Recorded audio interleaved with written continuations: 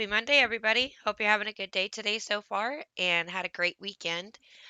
I apologize that I have not uploaded an episode since last Thursday.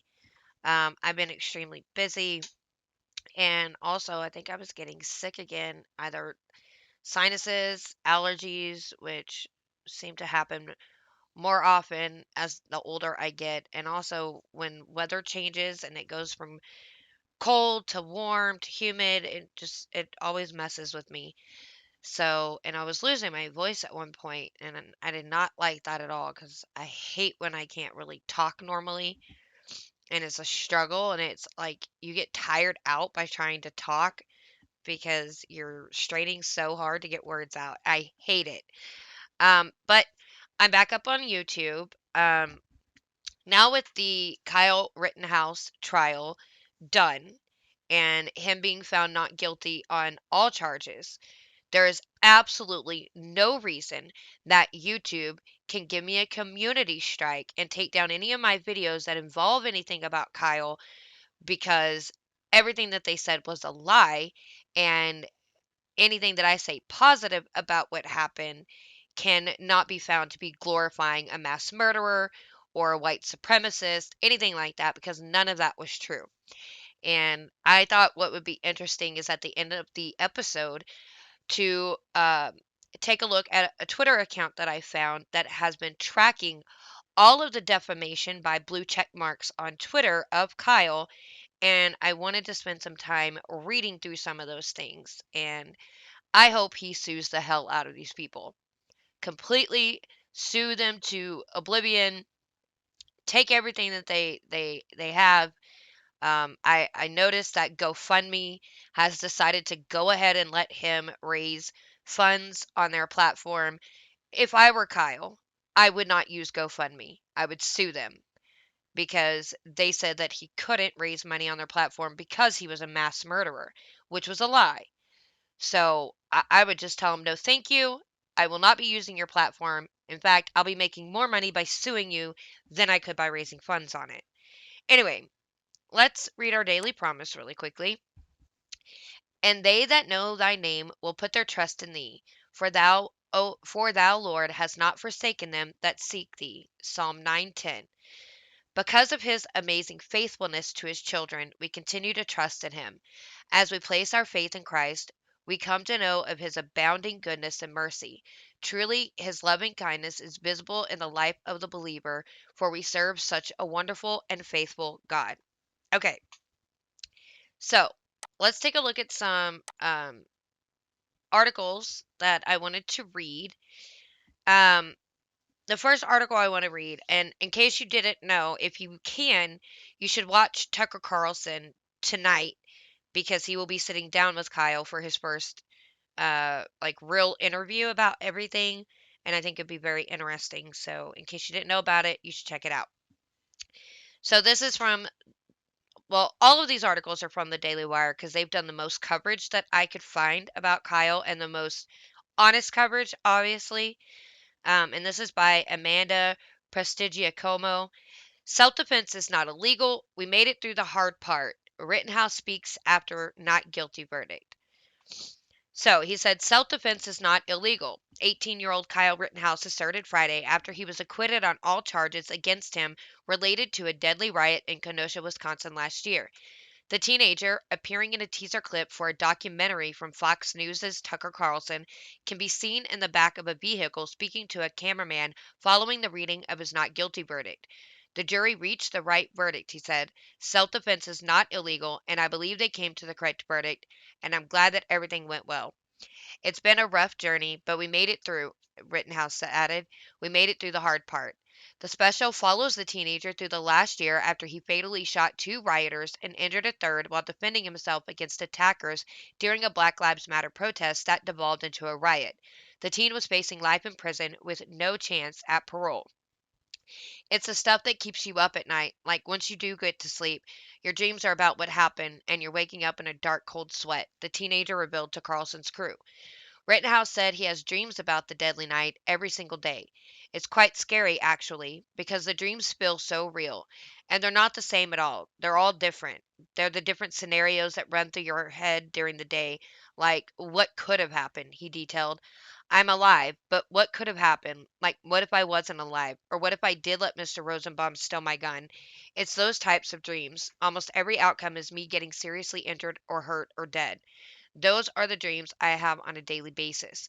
It was revealed during the trial by Rittenhouse's defense attorney Mark Richards that the teenager is in therapy for the PTSD he suffers from stemming from the night of August 25th, 2020.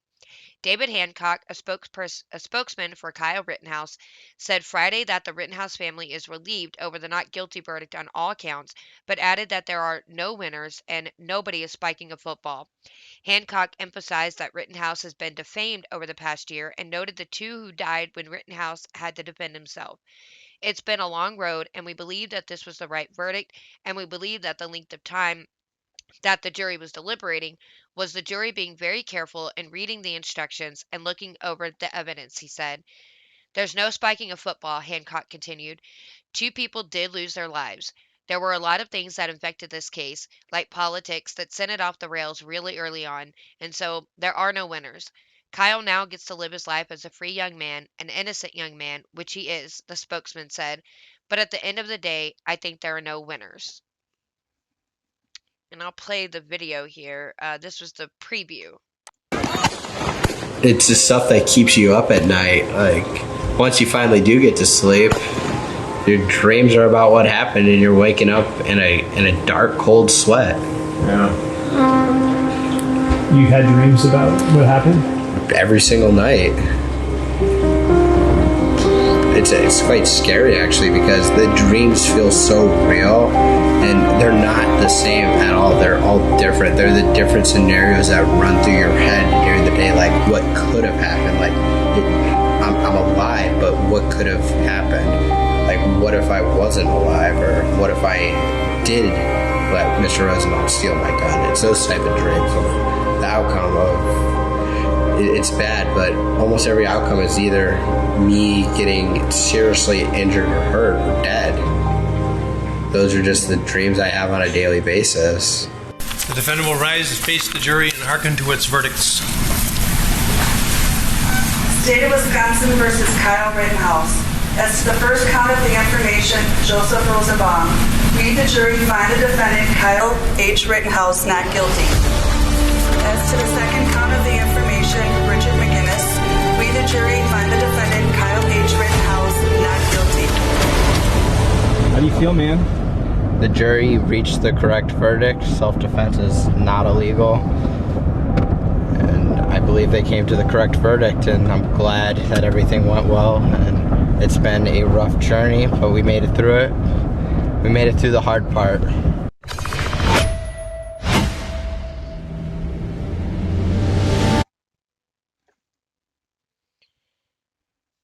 If you want to see a preview of that, now that I just showed, which you'll have to go to my YouTube video to see it, is coming in December. So this is a documentary about the whole journey, but he still will be doing a sit-down interview on tonight. He just seems like a really sweet kid, a good kid, just wanted to do something good. Uh, just probably tired of all of the violence that he was seeing and nobody doing anything and thinking, you know, why are the adults letting this happen? Why is nobody protecting anybody? And I mean, I can imagine. I kept thinking the same thing. Like, it's unbelievable that people would allow these kinds of things to go on and let innocent people be hurt, killed, raped, their businesses torn down, burned, looted, and they just don't care. And in fact, on Saturday, I just read an article that the LAPD is telling people if someone comes to your home or business and tries to burgle you or rob you, just comply and do what you're told. Now, where it comes to in a business that you work at, now, if it's your business that you own and that's your livelihood, I would look at it different. If you just work there, absolutely comply. Your life is worth way more than what they're going to get out of that business, which hopefully is covered by insurance, but your life is definitely worth more. And but if they supposedly they're following people to their homes and then robbing them when they get inside. Maybe you don't have the upper hand at the first moment, and maybe you do have to comply. And I totally get that. Don't do anything stupid. But if you're already in your home and they come in and you can get the upper hand, do not comply. Because what you're just supposed to let people come in and take everything you've worked your whole life for, that even if they get caught and arrested, you will never get that stuff back. So, no, you should not comply if you have an opportunity to defend your life and your home and your family.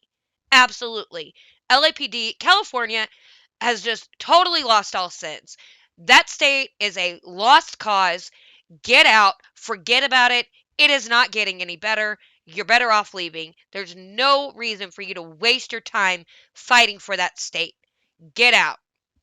It's a worthless state. Okay, so talking about defamation lawsuits for Kyle, because there are so many people that Kyle could be suing, and you think Nicholas Sandman won a lot of money, and right now he's still in suing 6 different media corporations, and he can't talk about it, and he's got another 2 years or so ahead of him in these lawsuits, and he's already gotten 250 million thus far. Kyle is going to get so much greater. Um, he's going to get more money for the fact of what they did to him, because it is so much worse to what they did to Kyle, because they weren't just defaming Kyle, they were trying to defame white people, white men in general. So it's more than just about Kyle, and it's been more than just about Kyle this whole time. So this is by Tim Pierce, and it says, prominent conservatives are calling for Kyle Rittenhouse, cleared for murder charges on Friday, to sue corporate media outlets and others for defamation. A jury cleared Rittenhouse of charges of intentional homicide, reckless homicide, attempted intentional homicide, and 2 counts of reckless endangerment after a roughly 2-week trial and 4 days of jury deliberation. In the aftermath of the verdict, some supporters of the teen are pledging to donate to a fund so he could take legal action against outlets and prominent figures that called him a white supremacist and other labels without evidence. Even Ben Shapiro pledged to donate to that fund. And I know that Elijah Schaefer is going to be backing Kyle in all this, as well as Blaze TV. And I'm sure Steven Crowder will get behind it. There's lots of people that are going to get behind this for Kyle. If I have money, I will donate. If I have extra money to donate, definitely will be doing that as well. So, what happened to him in this mob justice is grotesque. Absolutely grotesque. Conservative radio host and Blaze Media CEO Glenn Beck said in a video posted to Twitter. Beck said that the media portrayal of Rittenhouse since the teen killed 2 men and wounded a third in self-defense last year has had an irreversible negative impact on his future. Where is he going to go to work? You got to go to work, and you apply for a job and they immediately Google your name. You think he's going to be fine? He's going to get a job? Beck asked. I will tell you, and I hope you would feel the same way. I'd give money for his offense to now go on the offense and sue the crap out of corporate media for what they've done. They lied about him the whole time. They destroyed his life. It is time to say enough is enough with the corporate media. Beck also called for President Joe Biden to apologize to Rittenhouse after his account posted a tweet last year suggesting that the teen was a white supremacist. President Biden should be issuing an apology today. He has smeared him. Everybody has smeared this guy. Where are the apologies? Beck asked. And that's the thing, too, because Biden was running on his presidential campaign to put a stop to white supremacy and using Kyle in that ad campaign about white supremacy. And he was a private citizen at the time, so Kyle is well within his rights to sue Joe Biden for defamation. Hey, I am just on my way to the airport, and I just wanted to talk to you a little bit about the Kyle Rittenhouse verdict. Thank God, I watched it live, and it was so tense. Anybody who thought he was fake crying, why don't you compare his crying on the stand to his crying when he found out they found him innocent? I think this kid is remarkable. Wrong place, wrong time. He shouldn't have been there. All of that. But what happened to him in this mob justice is grotesque, absolutely grotesque. This kid, where is he going to go to college? What college is going to accept him? Where is he going to go to work? You go to work now and you apply for a job and they immediately Google your name. You think he's going to be fine? He's going to get a job? I will tell you, and I hope you would feel the same way. I'd give money to his defense. I will, for his offense, to now go on the offense and sue the crap out of corporate media for what they've done. They lied about him the whole time. They've destroyed his life. It is time to say enough is enough with the corporate media. And President Biden should be issuing an apology today. He has smeared him. Everybody has smeared this guy. Where are the apologies? And Kenosha, God bless you. God bless you. God bless you. I don't know what is going to happen. I hope to God nothing happens. Please, please. We have to stop this constant violence. We had a guy in Dallas just say, I've got 1,000 armed men that if you take out CRT and you don't teach this, we're coming for you. Really? First of all, you're in Texas, dude. That ain't going to happen. But we have got to stop people from thinking they can take the law into their own hands and it's okay to burn things down. This administration, I truly believe, wants the chaos. They are, if not outwardly endorsing the chaos, they are allowing chaos to happen. And it's not the American way. It's not the way we do things. It's not the way we're going to ever come back together. We have to agree to disagree. And on this one, I hope that most Americans can agree justice was done. If you watched the trial, justice was done. How many people watched it? I don't know. But before you give an opinion on it, you go back and watch the trial, because that kid was innocent and he deserves his day in court with all of those in the media that made him into a monster. God bless you, Kyle. God bless your family. If there's anything I can do, you let me know. I'm with you. God bless. Happy Thanksgiving, by the way. Fellow conservative radio host Dana Loesch retweeted Beck's video caption, I will donate money to Kyle Rittenhouse so he can sue the crap out of corporate media. Seconded, she said. The Daily Wire's Matt Walsh and Candace Owens also joined in calls for Rittenhouse to sue media outlets and others over their portrayals of the teen. I hope Rittenhouse bunk rapes all of you dirtbags in media who smeared him as a white supremacist. I hope he ruins your life. I want you to suffer. It's what you deserve. It's justice, Walsh tweeted. This was a kid that was smeared as a domestic terrorist and a white supremacist, not just by media members, but by the now sitting president of the United States, Owens said on a live stream after the verdict dropped. I want vengeance. I want to make sure that Kyle, until he's 92 years old, is suing every single person who defamed him. While the trial was ongoing, Rittenhouse's mother, Wendy, slammed Biden, accusing him of defaming her son, as the Daily Wire reported.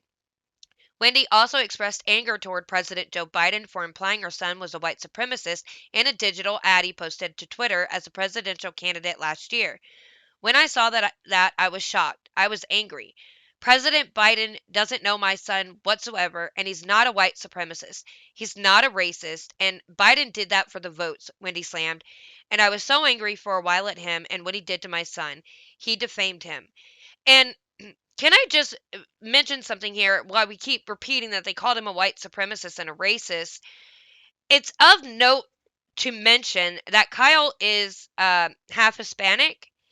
His, I, I think it's his dad who is Hispanic, which, if you follow real science, would tell you that Kyle is Hispanic because your bloodline comes from your father. So, whatever race your father is, that is the race you are technically. Now, of course, you can say I'm half and half of this race and that race if you want to, but scientifically, you are whatever race your father is. So, if his father is Hispanic, Kyle is Hispanic. So he is a minority and a person of color, even though he doesn't look it. And I know that bothers people, but sometimes Hispanic people look white. And you can't just use the fact that they have a lighter skin color and use this whole blanket statement of whiteness about them when you don't even know the first thing about these people. If you had actually researched who Kyle was, you would have known the whole time that he was Hispanic and not white. So your whole white supremacist and racist thing doesn't stand up. And even if he was, no, I'm not even going to make that argument. It doesn't stand up because it's not true. And it wouldn't stand up because I don't understand how a Hispanic person can be a white supremacist, just like they can't claim that black people on the right are the black face of white supremacy. Is Kyle supposed to be the Hispanic face of white supremacy? These people are delusional that make these baseless arguments on people just because they don't like them. Excuse me. Okay, let's talk about Chris Cuomo. And this is by John Rigolizio. God, Rigolizzo. I think I probably pronounced that wrong. So the title is CNN's Cuomo. Kyle Rittenhouse trial verdict was justified. What we should want every time. Now, for some reason, I feel like that might be sarcasm, but let's read and see. Liberal CNN host Chris Cuomo said that the Kyle Rittenhouse trial was justified by the law and the facts, despite his contention that the outcome was an instance of systemic racism. During the hands-off segment of his show, Cuomo Promo Time, Cuomo told fellow CNN host Don Lemon that he thought the verdict and the subsequent protests were a terrible situation and pointed out that because of systemic racism, you're going to have people saying if he was black, this would be different. He did concede, however, that the verdict is justified by the law and the facts, and that's what we should want every time. We want this outcome no matter who the defendant is, Cuomo said. Rittenhouse was found not guilty on all 5 counts against him after he shot 3 men in self-defense during the riots in Kenosha on August 25, 2020. Rittenhouse, who is originally from Antioch, Illinois, but who spent time in Kenosha because much of his family lives there, went into the city on the night of August 25th to render medical aid and guard local businesses from vandals who were rioting against the police shooting of Jacob Blake. The verdict drew vitriolic reactions from left-wing activists, public figures, and politicians ranging from actors like George Takei and Josh Gad to political commentator Van Jones to critical race theory writers Ibram X. Kendi and Nicole Hannah-Jones to politicians like Democratic California Governor Gavin Newsom and far-left squad member reps Cori Bush and Ayanna Pressley. Um, and I'm not going to read the whole script of what they talked about. Um, so it's clear that he doesn't agree with the verdict, but he believes that it's justified because that's the rule of law. Um, I give him no credit for acknowledging that because he doesn't care that he was innocent. So after the verdict, there were protests that were erupting around the U.S. in response, and some did turn violent. So, cities across the U.S. erupted in protest Friday night after the jury in the Kyle Rittenhouse trial found him not guilty on all counts. Police in Portland, Oregon declared a riot around 9 p.m. local time after protesters became violent. The protesters had been on site for some time, according to KOIN 6, when they began to smash windows and doors of city facilities and tear down fencing and construction signs to use as street barricades. They had begun tampering with a roll-up gate at the city's Justice Center when local police and the is it Multnomah County Sheriff's Office declared the riot. A police officer's car had its windows smashed, trash and debris fires were started, and there was chatter about the group planning to burn down the Justice Center, home to the Portland Police Bureau, a county jail, and a court facility. So, burn it down. There's inmates in there. probably black ones, and other minorities, and you're just going to burn the jail down, and if they don't get out, they die because what? Justice? Idiots, man. These people are morons. I don't know if they have the brain capacity to understand their idiotic, moronic beliefs and how delusional they are. They have to be mental health patients. They probably should be in mental health facilities. I thought it'd probably get me struck down off YouTube. The protesters were confronted by police after encroaching on Justice Center and approaching the jail. The crowd became hostile and began throwing urine, alcoholic beverages, water bottles, and batteries, a spokesman for the Multnomah County Sheriff's Department said. Eventually, deputies were able to push the protesters back and close the gate again. One person was given a citation and another was arrested. 5 cars associated with the groups were also pulled over, and police gave out 5 tickets and 17 warnings. The crowd had largely dispersed by 11 p.m. In New York City, at least 5 people were arrested and some property was damaged in Queens, according to the New York Post. Protesters were seen in Crowley Park and the Middle Village and Mespeth neighborhoods. A group of approximately 300 protesters gathered outside the Barclays Center in Brooklyn before marching across the Brooklyn Bridge into Manhattan, then dispersing. Robert Holden, a borough councilman from Queens, told the Post that after going through Crowley Park, the protesters were seen jumping on cars and stealing American flags on residential streets in the neighborhoods. Holden blamed the violence on the reaction to the verdict by Mayor Bill de Blasio on Twitter, saying that his tweets added gasoline to the fire. Yeah, absolutely he did. He further told the Post that he texted the mayor saying, "Thousands of families minding their own businesses are in danger tonight because of your reckless reaction to the trial verdict." The NYPD tweeted a photo of 2 vandalized cars in Queens, including a car with handicap plates that had been graffitied with FU in black spray paint on the back, and another car, the windshield of which had been smashed. The NYPD takes its responsibility to protect the First Amendment rights of peaceful demonstrators seriously, police wrote. Just as important is the safety of New Yorkers and the protection of property from people breaking the law in the name of protest. As seen tonight in Queens, they will be arrested. Another protest took place outside the courthouse where the trial took place in Kenosha. Dozens of protesters gathered outside the courthouse for hours, mostly peacefully, though chants of F. Kyle and No Justice, No Peace could be heard, according to the New York Post. One woman was arrested after she drew Judge Schrader must go in chalk on the walls and steps of the courthouse. Protests also occurred in Chicago, where 15 thieves stole merchandise from a Neiman Marcus and a GameStop store, though police cannot confirm whether the incident was related to the protest. Of course it was. As reported by the Daily Wire Friday, the jury in the trial of 18-year-old Kyle Rittenhouse found the teenager not guilty of all counts after he fatally shot 2 men and injured a third last year during riots in Kenosha, Wisconsin. Let me just mention something about Judge Schrader. He was a favorite of Democrats for many, many, many years. He's a Democrat himself. However, he's your old school Democrat who still believes in the rule of law and the Constitution and the founding fathers, which, with this case, the Democrats did not like. But let's not forget, they did favor him because he is a judge that is more in favor of the defendant's rights in trials. And so the Democrats love that. But because they didn't like the defendant, now they don't like the judge. And it's ridiculous. It's just hypocrisy all over the place. Truly. Now, here are the most insane leftist responses to the Kyle Rittenhouse verdict. So, President Joe Biden. While the verdict in Kenosha will leave many Americans feeling angry and concerned, myself included, we must acknowledge that the jury has spoken, Biden said in a statement. I ran on a promise to bring Americans together because I believe that what unites us is far greater than what divides us.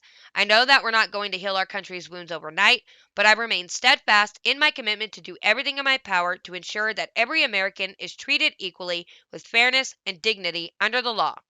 I urge everyone to express their views peacefully, consistent with the rule of law. Biden added, violence and destruction of property have no place in our democracy.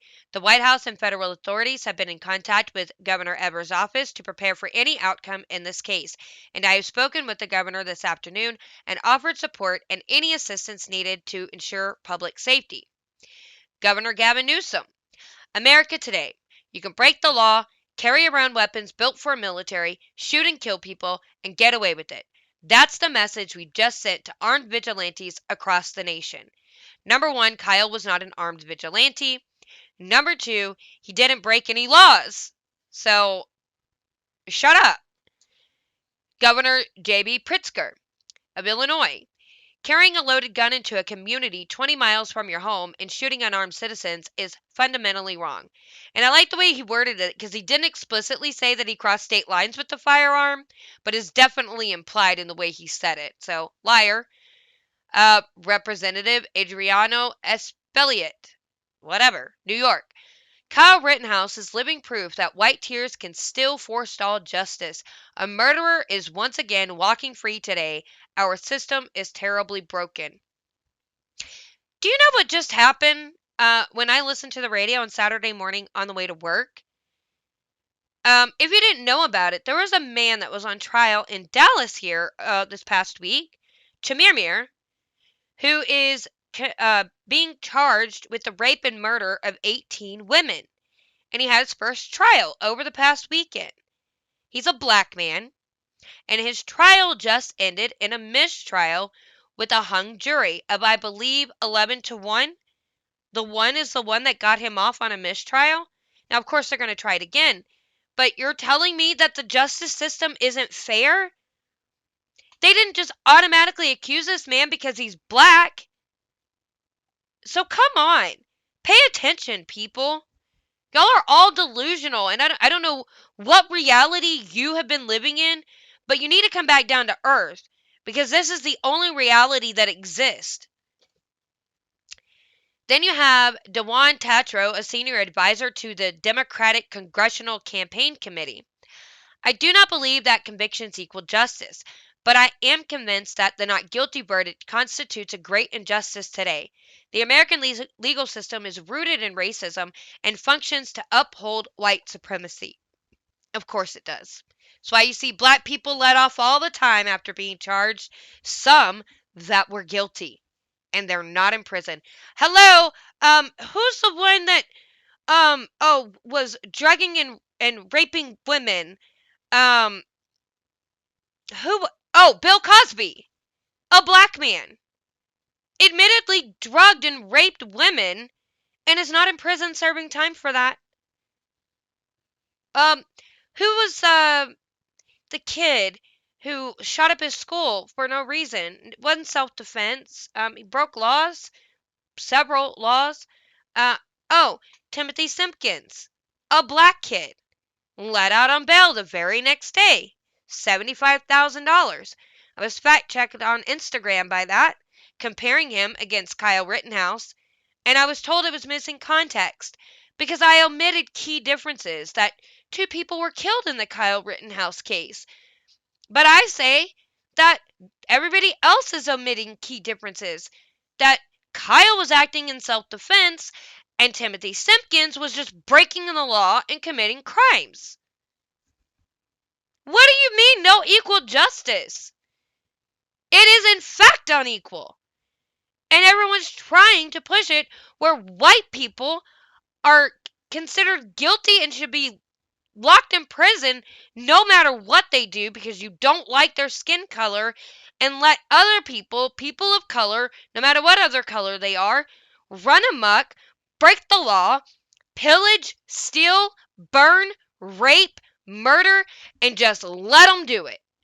Because slavery? That's always the argument. Let them do it because slavery. Does anybody understand how that makes no sense whatsoever? Is anybody else out there as angry as I am about what we've been seeing lately over the last couple years? Definitely, but even longer than that? Since Obama's second term in office, where he started this racial divide that did not exist before? It's infuriating. And it's infuriating that people are dumb enough to believe it, blind enough to follow it. Sheep. That's all you are. Sheep. following everyone else to the slaughter like the good little sheep you are. American Civil Liberties Union, the ACLU, all about civil rights. Your civil liberties, right? Quote, despite Kyle Rittenhouse's conscious decision to travel across state lines, we're going to count all the lies. 1. And injure one person and take the lives of 2 people protesting the shooting of Jacob Blake by police. Lie number 2, they were not protesting, they were wreaking havoc, as Mark Richards would say. He was not held responsible for his actions. No, he doesn't have to be. It was self-defense. But I would argue the opposite. He was held responsible because he defamed and lied about him for a year and a half. And continue lying. Lie number 3. Unfortunately, this is not surprising. His acquittal comes after our investigation exposed how Kenosha law enforcement used violence against protesters and drove them toward white militia groups in ways that escalated tensions and almost certainly led to these shootings. I would say that's lie number 4. I can't be sure what the police did in Kenosha other than not do their job. It is far too easy to overlook the impact that violence in defense of white supremacy has on the black and brown communities. Number 5. We're in 5 lies in. When the community rose up to exercise their First Amendment right to protest, lie number 6, you do not have a First Amendment right to gather, to burn, loot, and terrorize neighborhoods. After the police shot a black man in the back, yeah, I'm going to consider that a half lie, or it's 6.5 lies. He did admittedly, as he admitted on TV, had a knife in his hand and wouldn't put it down. So, whatever. In front of his children, police enabled white supremacist militia members. So 7.5 lies in that one little statement. Ridiculous. The ACLU of Maryland. Dangerous, disgusting, unacceptable white supremacy and hashtag Rittenhouse verdict. I still would like someone to explain to me how it is white supremacy now that you know that Kyle is in fact Hispanic. But how is it white supremacy when the people that were shot and killed were white men? And do you really want to be the party that, of course you do, because you want to make maps, socially acceptable. Minor attracted persons, if you're not familiar with the acronym. You want to make that acceptable in society. So, of course, you would support a pedophile. Absolutely. I don't know why I even thought that question. I don't know why I thought you wouldn't. Becky Pringle, head of the National Education Association. When a 17-year-old is able to come into another community, lie number 1, because it was his community, brandish an automatic weapon. It's not an automatic weapon, by the way, so lie number 2, but for obvious reasons, they don't know what they're talking about. Kill 2 people and avoid accountability. Justice has not been served. Lie number 3. Justice has been served because he was found not guilty because he was innocent. We must be able to walk down our streets, exercise our right to protest safely, and be treated equally under law. Lie number 4. You are treated equally under the law. That's what the law is for. Congressional Black Caucus. It is unconscionable our justice system would allow an armed vigilante, number 1, who traveled to Kenosha, Wisconsin, and killed Joseph Rosenbaum, Anthony Huber, and wounded Gage Grosskreutz, to go free. Colin Kaepernick. Oh, behold the left's hero of all heroes, Colin Kaepernick. We just witnessed a system built on white supremacy validate the terroristic acts of a white supremacist. This only further validates the need to abolish our current system. White supremacy cannot be reformed. I can't even make any comments about Colin Kaepernick because I hate the man. I hate him. NASCAR driver Bubba Wallace, the one who faked the lynching rope in his garage where his car was. Ha! Let the boy be black and it would have been life. Hell, he would have had his life taken before the bullcrap trial. Sad. Really? You think so? I will refer you back to Timothy Simpkins. You can go check it out. House Judiciary Committee Chairman Jerry Nadler of New York. This heartbreaking verdict is a miscarriage of justice and sets a dangerous precedent which Justice Federal Review by DOJ justifies. Justice cannot tolerate armed persons crossing state lines looking for trouble while people engage in First Amendment protected protests. There's two lies in that one. But it's not a miscarriage of justice because the justice system was set up to be tried by a jury of your peers, for them to look at all the facts and the evidence in the trial and agree on a verdict, which they did. Justice worked. Whether you like how it worked, that's of no importance because it worked exactly as the system was set up. Someone is charged, they go to trial, the jury watches everything, they look over everything, they contemplate everything, they argue it out, they come to a verdict, and they give it. And they're either found innocent or guilty. That's what it was set up for, and it did exactly what it was supposed to do. Representative Cori Bush of, I think it's Missouri or Montana. I don't know the acronym. The judge, the jury, the defendant. It's white supremacy in action. This system isn't built to hold white supremacists accountable. It's why black and brown folks are brutalized and put in cages while white supremacist murderers walk free. I'm hurt. I'm angry. I'm heartbroken. Josh Gad. It has now been put out there that the vigilantes can just go and kill people protesting issues like racial equality whenever they want and get away with it. Think about that for a second. Um, am I right at who this is? Oh. Okay, the guy who played Gaston in The Beauty and the Beast. Okay. Thought it was somebody else. I will not tell you who I was thinking of because it is such a cut down to the person I was actually thinking of. He continues, an 18-year-old who gunned down two men in cold blood and got away with it is being hailed as a hero today by many. You can choose to stand with him, or you can choose to fight back against this frightening crap and vote against those who would cheer this effort and offer him internships. Representative Ayanna Pressley of Massachusetts? Maryland? I gotta learn my states. Racism and white supremacy remain the bedrock of our legal system. My heart breaks for the family and loved ones of those whose lives were stolen and the trauma our communities face today and every day.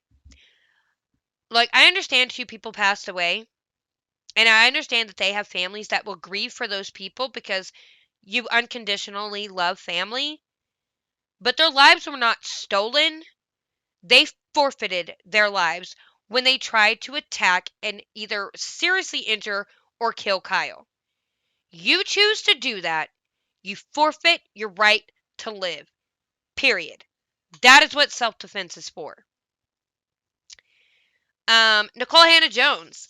In this country, you can even kill white people and get away with it if those white people are fighting for black lives. Hannah Jones tweeted, "This is the legacy of 1619, which is a total fabrication and lie. But Trayvon Martin deserved to die because he fought back against an aggressor with no weapon. This is the legacy of white supremacy in action." Carrie Elweiss, another disappointing victory for white vigilantism. Van Jones, this idea of white vigilante violence is something that we have to wrestle with. We have got a pattern now where white men feel that they have the right to enforce the law themselves.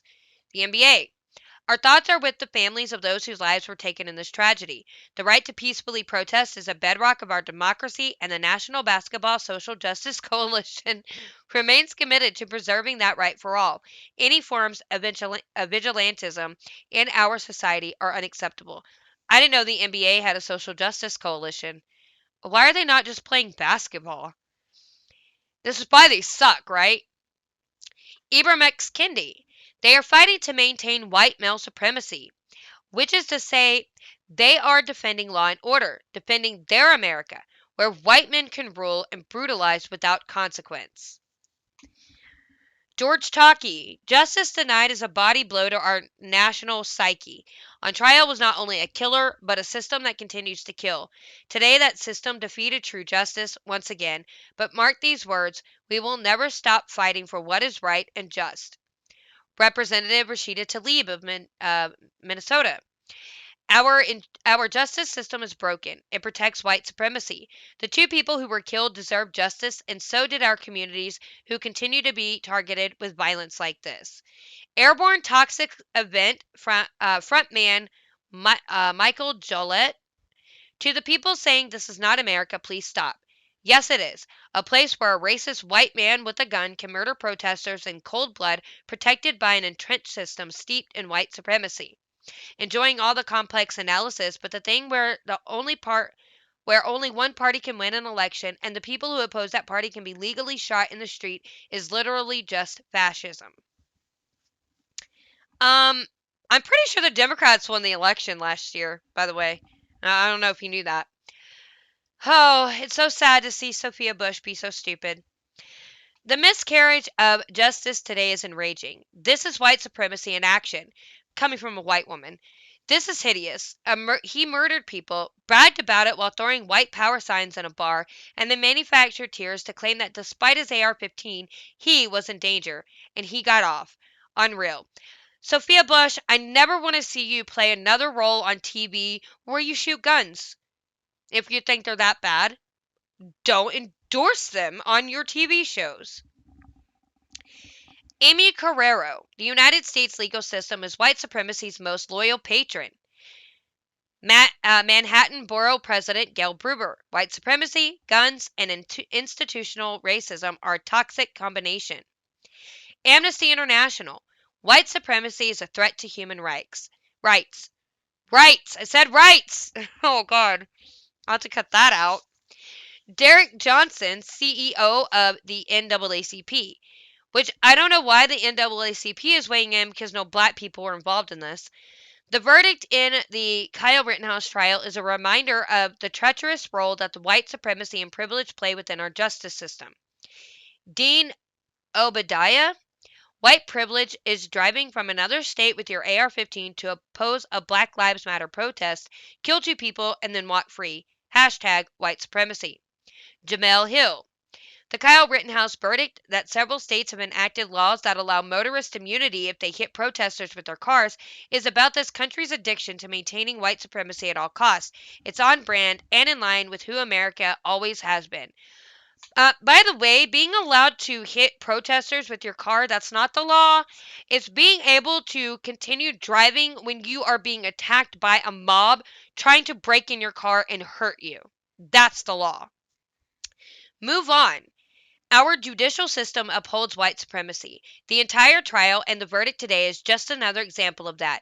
For us all to truly be safe, it must be reimagined and transformed. Right, defund the police, that's what you mean? Open all prisons? Of course, that's what you mean. But amidst all of this, right, amidst everything that's going on, and this is what Biden ran his campaign on, was white supremacy. This is one of the ways he got into office. I believe there's many other ways that got him there, but this was one of the ways because people believed it. They were blind and dumb enough to believe it. Now, people are waking up because we saw that the propaganda didn't work, that the jury still delivered a just verdict and found Kyle not guilty, regardless of the intimidation tactics that had been used 3 times of trying to get video of these people to be able to dox them or threaten to dox them, but it didn't work. They still did what they knew was right, regardless of the consequences. And now people are waking up and seeing what's really happening. And I believe that that is why you are seeing Biden's approval tanking. And everybody is moving towards the Republicans. And I believe that is a massive part. Not